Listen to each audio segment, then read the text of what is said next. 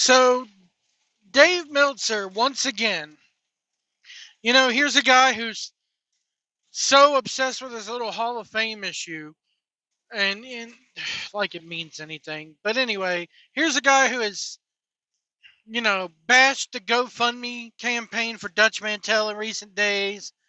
He still will not say that Tony Khan is the problem because he doesn't want to lose what access he has. And now he's just gone delusional about the booking. I mean, absolutely delusional. Him and Alvarez both. Here's a clip of Meltzer and Alvarez talking about the MJF storyline, this convoluted thing. Just listening to them explain it confuses the piss out of me.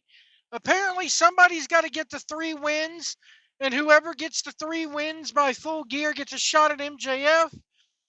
But then we get this convoluted thing of if they both get 3 wins, it's a 3-way, but yet Tony Khan has not officially announced it yet. And just listen to Alvarez and Meltzer try to explain this garbage booking by Tony Khan. Then we've got the Dynamite show. We have got Takeshita versus Adam Cole. Non-title. If Cole wins, he gets a match with MJF at Full Gear. It is November 11th. And Full Gear is November 23rd. Mm-hmm. So conceivably, he could lose and have to start over again. Can he get 3 wins in that quick? Well, he'd have to work all the shows. You make a storyline. Yeah, okay. Or he has to double up or something. Yeah. But actually, I don't know. They never really explain, like, if he loses, can he try to win 3 more again? How does it work? We don't really know. It's not explained. They haven't explained. I do know that when I was watching Collision, early in the show, they said that Roderick was going to go for his 3rd win, and it was like, he hasn't had a 2nd win yet. And then he wrestled Mortos later in the show and got his 2nd win, and it's like, why would you announce he's going for his 3rd win before he's even gotten his 2nd win? Yeah, well, that happens. Yeah. We have Lance Archer and Roderick Strong. So he's going for his 3rd win. That's his 3rd. So if he wins, he also gets a match with MJF at Full Gear. God, he's going to beat Lance Archer. Oh, well. Okay.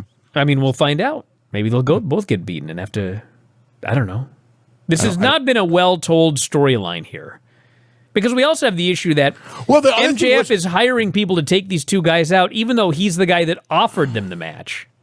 And why would you offer them the match like that? Yeah, why did you offer it and then decide you want to take him out? You should have just not offered it. Remember, didn't he say that he would never, ever, ever face Adam Cole? That's what he said. And then immediately gave him a chance to face him. Right. And then last week, Adam Cole explained that Tony Khan said if they both win 3, then it's a 3-way. And then on this week's show, they said, it's been said, but it's not authorized by AEW, so we don't really know. And it's like, yeah, that's what they said on the show. They definitely said that Tony Khan okayed it on Wednesday. They sure, no, I know they did. And then this week they said how it's not, we don't know for sure what would happen because it's not been okayed. And it's like, they said Tony Khan okayed it on Wednesday. So I can't tell if there's too many or too few cooks in this kitchen. I don't know if there's, I don't know the answer to that one either. There's a, they tell a story when, I think that they just need to kind of have their story down. I guess that's it. We have Hangman. Right off the bat, Alvarez with his comment. Oh, well, that happens. It just happens. If WWE were to try to do this, now, already earlier in this episode of Wrestling Observer Radio, they bashed the hell out of WWE for creating yet another title in the Women's U.S. Championship, and I wholeheartedly agree. We don't need another women's title. Hell, we don't even really need the tag titles on these shows.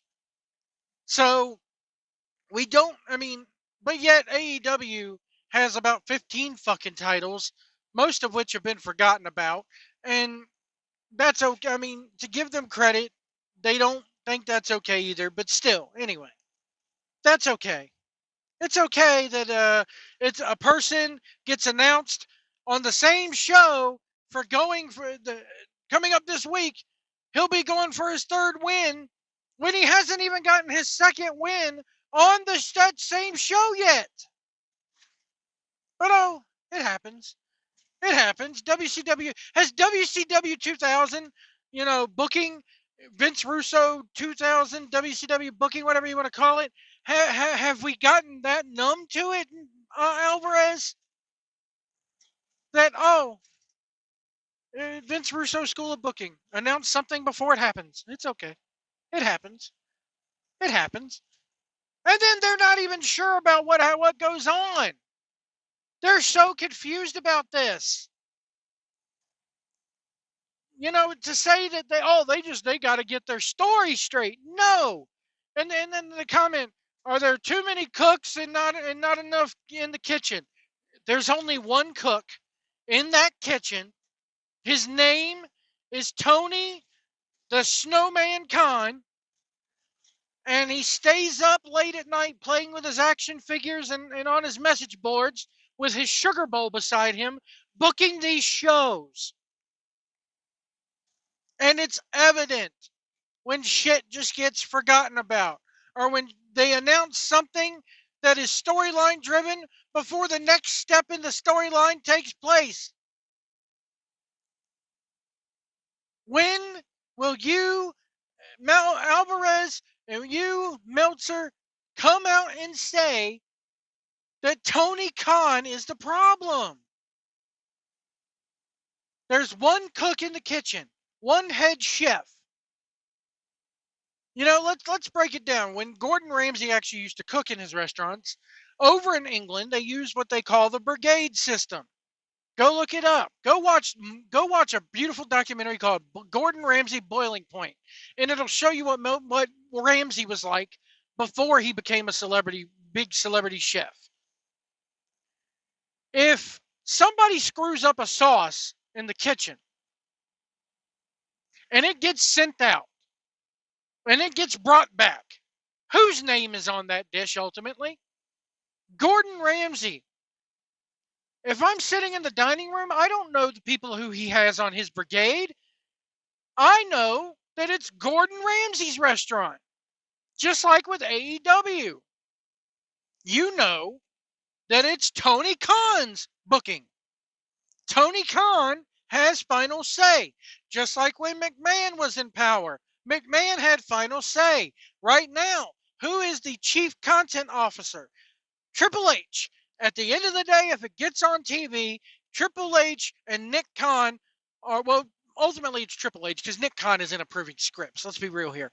Triple H is the ultimate, person to blame. All these new titles that we get, the title that'll never be seen again until next year when we go over to Saudi Arabia again and nobody gives a crap, that's Triple H's doing. This crap about the Women's United States Championship, that's Triple H's doing. So all this crap about cooks in the kitchen and who's to blame? It's Tony Khan, you moron. It's Tony Khan.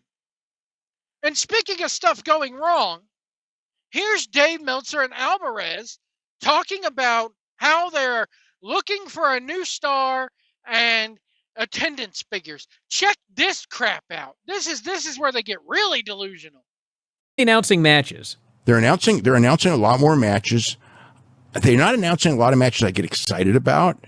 They're also, although most or many of the matches are generally good matches, but they're not like great. I mean, look, you can't have every match be a great match, but and some of these will probably be pretty good matches, but I don't know. It's like I don't sit here and get that excited over them, and I think that's what you need right now is to get people excited over something right now. So, I guess they're in a certain spot, and they're doing the same thing that they always do. It's probably not going to change the trajectory, and I guess the hope is them and New Japan both. The hope is that one of these guys catches fire because they need somebody to catch fire, and I don't know who that person is. I don't see but. I see some really good people, but I don't see the guy catching fire. And that's the key to all this, I guess. Yeah. Well, I will say that since they started announcing significantly more matches, it does look like they're selling more tickets. For a it's while, about the same. It's about the same. because for a while you can look at the market to market, and for a while it was like they were doing way under what they were doing previously, and now they're doing similar to what they were doing previously. Like this coming Wednesday, they're almost doing what they did the last time they were in the same building. And for a while it was like they'd be doing 1,000 less than they were doing the previous time. It's still in the twos. I mean, they're at 3,000 for Wednesday. For which city? I think it's Lowell, isn't it? No, Bridgeport. Bridgeport at 3 is not that far off of what they were doing. Yeah, Lowell did like 1,000 on Saturday. Actually, no, I'm sorry. They're at. I was off by 1,000. They're 2,119. Well, that's scrap everything I just said. That's not good so far. That's about where they always are, right around. Hey, this we've point. got. It's Sunday at 2,100. That's about where I mean they do about 3,000 when you get in a big city, and they're doing a little over 2,500. Like what I think they did 2,600 in Providence roughly. So I mean it's what it is. I mean it's I wouldn't call it good. It's not a disaster. But, again, before. Collision did 20, 25, 45 for this show. That's up from 1,800. That's good. Hey, listen, anything up is good. 25, 45 is what it is. Better than 1,800, let me tell you.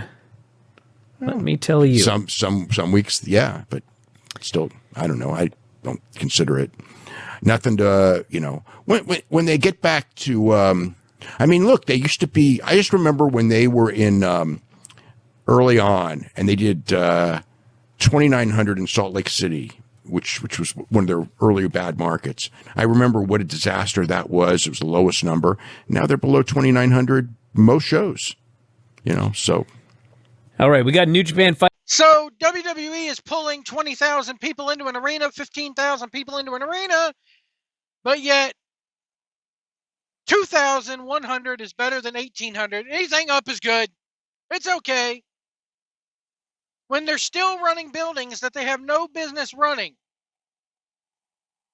WWE, when they saw that they weren't drawing enough fans for NXT in St. Louis, what'd they do? They moved to a smaller building.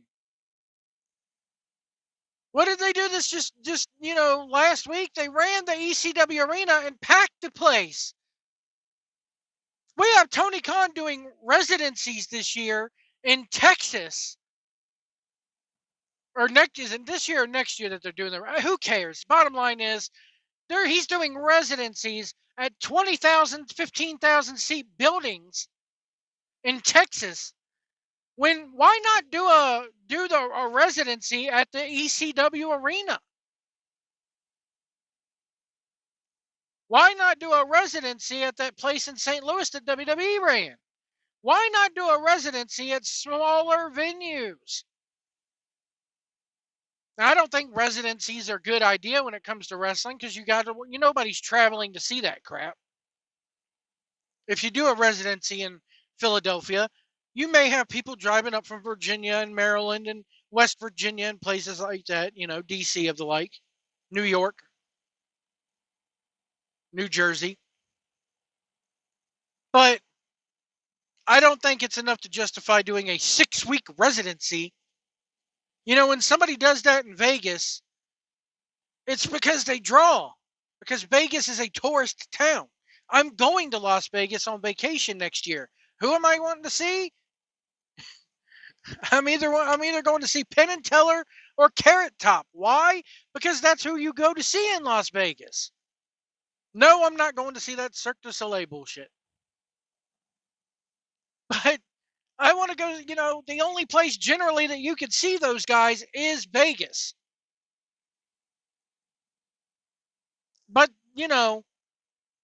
they just got to get they're stuck in a rut. They're stuck in a predicament is what Meltzer said. They're in a situation. What is that situation, Dave? Again, you refuse to say what the real problem is. You refuse to say that the situation they're in is the snowman Tony Khan's bad booking. You refuse to acknowledge the real problem because you're wanting to be, you want your access. You're so scared that if you come out and say Tony Khan should not be booking. They need somebody else in there that he's going to cut you off. Anyway, folks, let me know what you guys think about this in the comments below.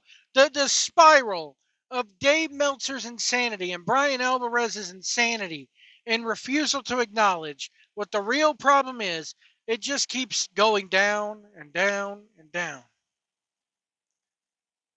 But yet they bash WWE for shit. If WWE were to run a convoluted storyline about you need 3 wins, and then they were to announce a 3rd win before the 2nd win took place, they would be raked over the goddamn coals for this. Anyway, folks, let me know what you think about this in the comments below. We'll see you down the road.